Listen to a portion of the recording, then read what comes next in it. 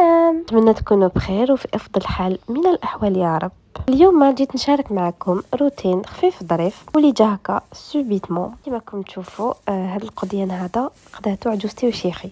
هنايا كنا قدامهم، يعني ما كناش بعد على حومة الزوج تاعي، وما تقال لي واش رايك ندخلوا نسلموا عليهم ميتوسا. دخلنا كما كان الحال، لقيناهم هذاك وين دخلوا وقداو. جوزتي كانت ميته بالعيا، وين هذوك الساشيات كانوا قاعدين فوق الطابله. لا جيبي ندخلهم لك في بلاصتهم، انتيا ريحي ما بيت مات. ميم حبيت نبارطاجي معكم هذه اللحظات البسيطه. جبت كامل لي بواط، بديت نقطع بالساشي تاع سباغيتي تاع المقارون. هاد الساشيات كامل عاود رجعتهم في مكانهم. بعد نجوز لدوزان تاع فريجيدير كيما طوماطيش كونسيرف، الفرماج.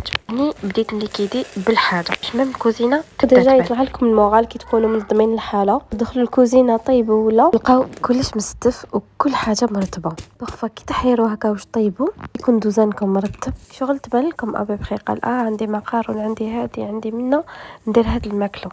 كيكون كلش مخرب لكم كامل واش ديروا اسانسيال. حطيت الزيتون في بواطو، كل حاجه رجعتها. الفاكهه خليتها مع الفاكهه. الرند حنا نديروه في ساشي كونجيلاسيون نحطوه في فريجيدير. جوز تفتو تاني فريجيدير. كل حاجه رجعتها لبلاصتها. راها شفت بلي ما كاين حتى كاطو في الدار، ما كاين حتى حاجه نشربوا بها قهوه. اياكم عن بالي عجوزتي تحب سبيعات العروسه ديالي. رحت عجنت هذيك العجينه. كم تعرفوا العروسه تاع سبيعات العروسه سهله مهله كما يقولوا. مكونات تاعهم ما كاش بيت ماشي متوفرين عنده، كاع نقدروا نديروها في وقت صغير جدا. دخلت على ربي درت هذيك العجينه. هي شوفوا ديروها الفنجان صغيره تخرج لكم قوت عجينه الله يبارك. زيدوا يتنفخوا في المقله وبنان. قلت علاش ما نديرهمش. كيما راكم تشوفوا بديت ندير في هذوك السبيعات. درتهم شويه طوال باسكو كي نحطوهم في الزيت يعاودوا يتقلصوا.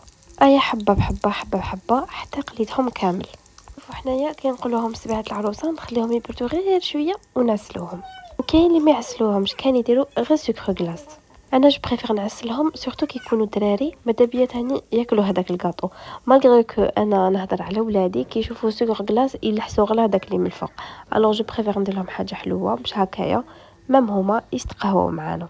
هنا كي كنت كملت خلاص قليتهم كاع هيتيك وبديت نعسل فيهم. ومن بعداتيك مور ما عسلتهم قلت بور اون ديكوراسيون خفيفه ندير شويه سكر غلاس من الفوق.